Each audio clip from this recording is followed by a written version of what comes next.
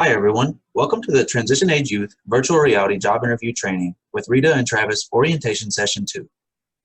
My name is Jeffrey Johnson and I work for the Treatment Innovation and Dissemination Lab with Dr. Smith to bring Rita and Travis to your students. In order to help your students, I'd like to take a few minutes to show you how to use the VR training tool. From here, we can click the application at the top of the screen. This will take us to a general outline for completing a job application. Please click Apply at WonderSmart.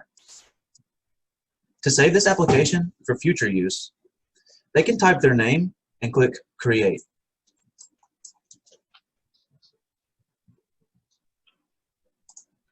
Students are more than welcome to fill this application out using any information on their own personal resume. From here, we see 5 tabs that students can click to complete various aspects of the job application. Notice the Tips and Advice box that gives helpful advice on each aspect of the job application.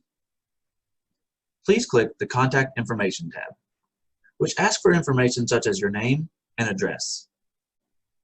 Please click the Personal Information tab, which asks about things like past education, prior convictions, and military experience.